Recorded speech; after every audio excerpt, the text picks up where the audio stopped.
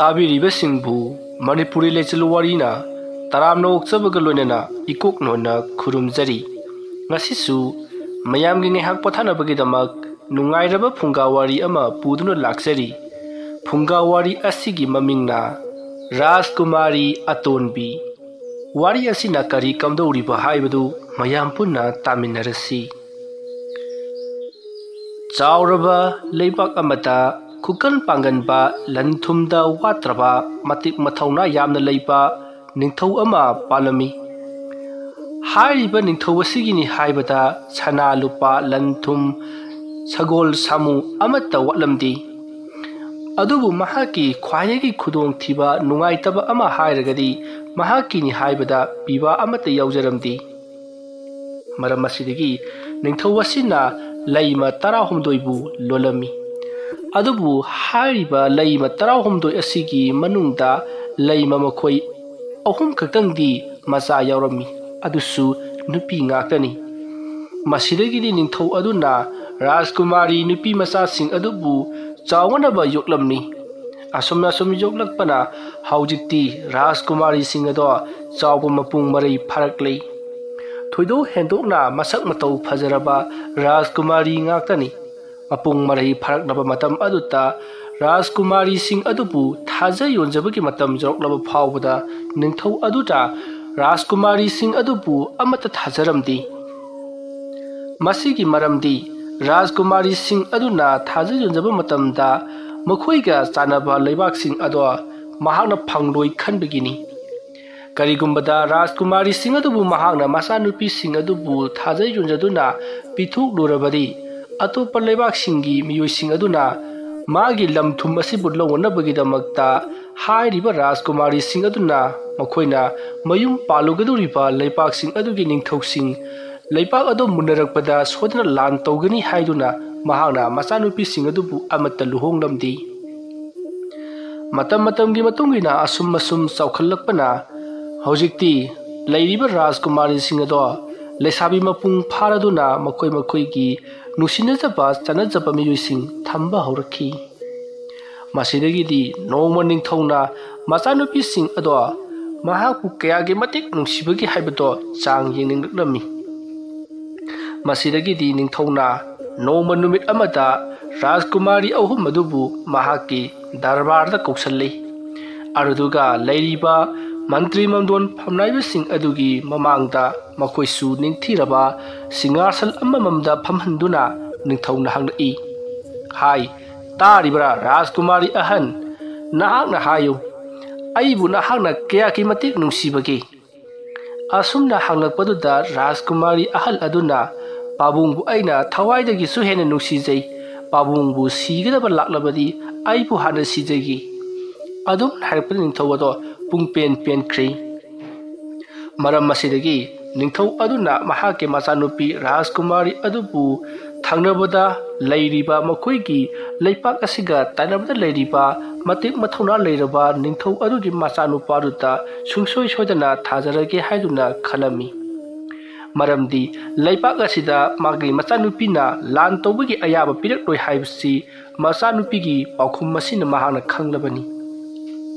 मरमदी मपाबु महाना सुके मतिक नुंसिरगा नुंसिबा मी अमगी मथक्ता लंदागदबा नत्ते हाइबसे Mopa निंथौना थाजबनी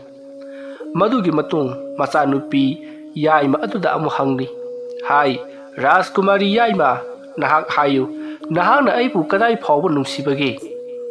अदुमना हंगलकपा अदुदा Rajkumari Yaima अदुना पाबुंग निंथौदी अइगिदी अमत्ता ngairaba इशोरनी पाबुंगना अइगी पुनमकनी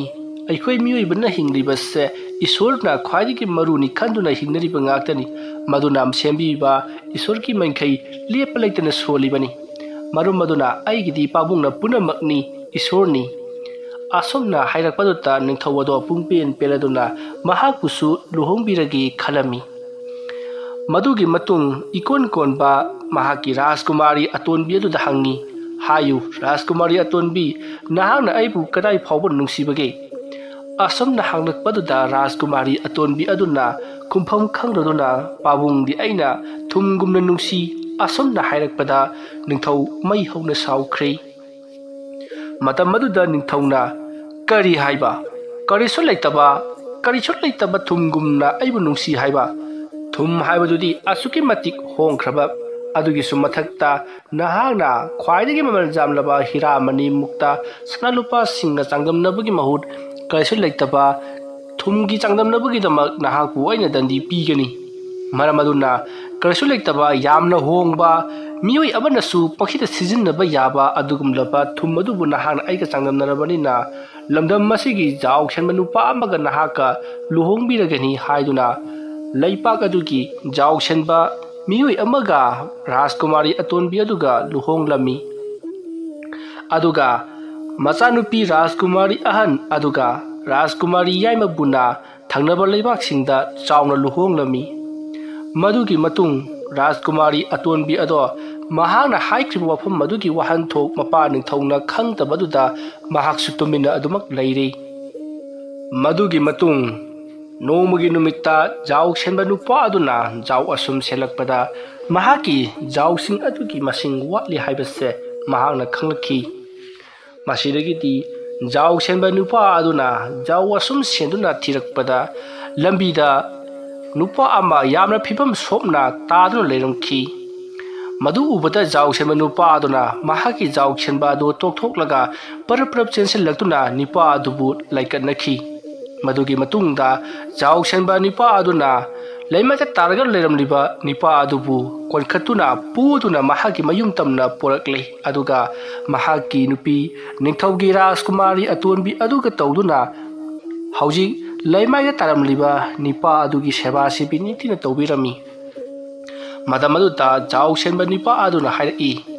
तारिब्रा राजकुमारी Nipah से इचम Chamba Nipah अमा मांदी सेवा सेबी नितिना तौ महापु लमलकी सागा पांबा करेना महापु सराक तमखिबा माली मरमदुना याइबा मखैदि इसिंग पिथकनुको अदुगा आई मागी असोकपसिंग असिबु फरनबगिदमक्ता आई हिदाक लांथक खरा हेलुखिगे हाइरमलगा जाव सेनबा निपा अदो महाक चटख्रे मसुगी मतुंग राजकुमारी अतोनबी अदुना हौजिक सोक्तुना लैरिबा निपा अदुगी इहिंग नाहिंसिंग अदो फजना निंथिना नपथोकपिरी असमना तौदुना नेहाक लैरबा मतुंगदा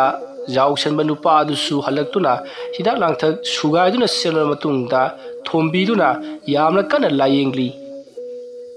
मतौ असमना हप्ता अमरोम लायेंगलबा मतुंगदा हौजिकती निपा अदुसु हौजिकती नाबसु खरा खरा फरकले निपा अदुना नाब फरकलबदा जाव सेनबा मतै मनाव अदुदा हाइरई अइना वा ngaंथोकपा ngamdrabasu nakoi adina aigi maramda wari sanaba khudimak aina loinamak tahorabani nakoi anina aibu kayagi matik luna chana tawbiba ama chathoknabasu amana aibu sinaduna nakoina aibu seksinna sinabiba asida ai pungpen pele maramaduna nakoi anida aina sodena makki mana pigani ayase sauraba leibak ambagi ningthaugi masani अखोई मयाम उमंगदा सा तानबा लाकपदा लमांगना खिबदगी अयफम असोमदा इतोमदा lucky मतमदुदा चावरबा पांब crate अमगा अइगा यामना कन्ना मुक्नबदगी अइ सोक्तुना मफम मदवाइदा चेलकपदा वामन खदुना वखल मांगखिबनी इसादगी इ लेप लेतना सिंथगिबना ज्ञान ngauखिबनी मतमदुदा महासोई नहांगना अइगी इनाक्ता लाक्तुना अइगी इतिंग पांगुदुना ngasiदी अइ हौगत काखत ngamduna अनाबसु फरे मरमदुना नहाकु अइना सुंसोई सोदना आइगे लेबाकी फम अमसु पीगदौरिबनी वफम अदु ताबदा जाव सेनबा नुपा अदुदी यामना हराउजखी मतौ असुमना मखोई वारी ngak sanarba matungda ngasai leimai da taduna leiramba makhona layeng bibadagi pharakpa nipa aduna rajkumari dawan sanduna nahak icham chamba nupi ama mandi matau karamna jaw senba nipa asiga luhongduna leiminari banu haiduna hangakli matamaduda rajkumari aduna matau karamna hangna aibu icham chamba mi ama manji banu haiduna hangdai matamaduda atopa leibaki ningthogi macha aduna hairi aina khangi nahaki khutki khusada tariba khudoki mami aduda aina nahana khangkhrabani nahak icham chamba mi ama natte haibasi mado ningthogi rajkumari singtana tagaraba khusagi mamini hayu nahak karamba ningthogi macha nupino adumna hanglakpaduta राजकुमारी अतोनबी अदुना मंगोंदा थोख्रबा थौदोकसिंग अदुगी matangda wari liri matam aduta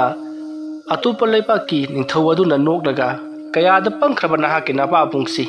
fare adu oirabadi thum haiba sikyagi matik maru oibagi haibatu nangi pabungda khanghalasi aduna ngasidagi numi humni gi manungda aikhoina chawraba chaklen lama silasi saklen ado sabiru law haiduna nahaki napabungda baton thakro adumna hairakpadaki rajkumari adunasu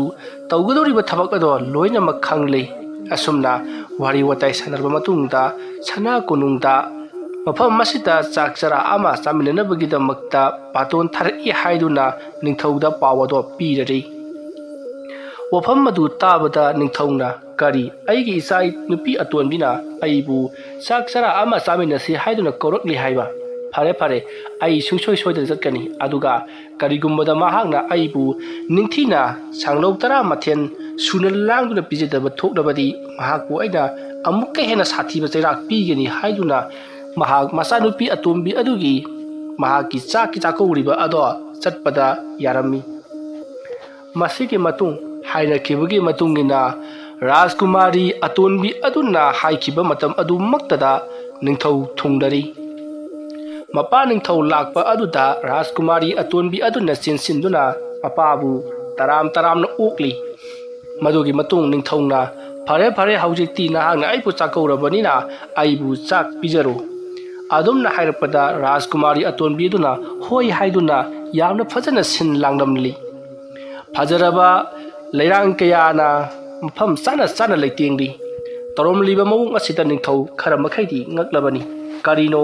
jauk senba kasulaitaba mahangna asuk phajakraba saktam sing asibu matau kramna mahangna siamlibano hairaduna madugi matung rajkumari atonbi aduna ningthaugi leiriba manai sing amadi ningthau jauna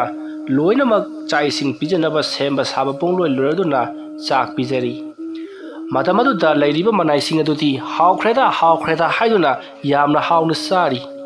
aduga ningthauti ama saroi thumnamda thum amata namdrei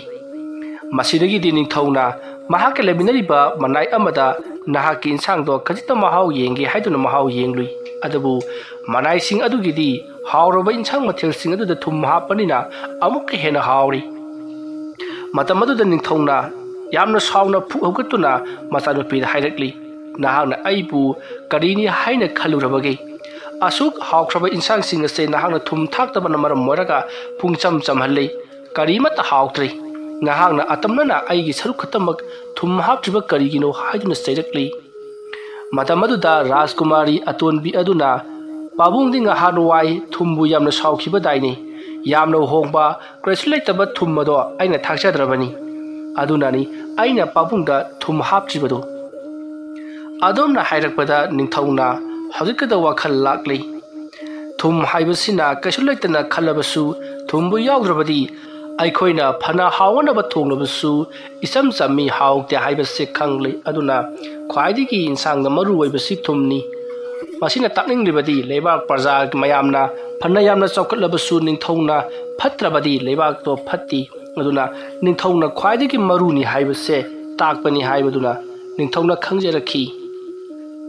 masidagidi thumgi saktam langribasina ningthauni haibase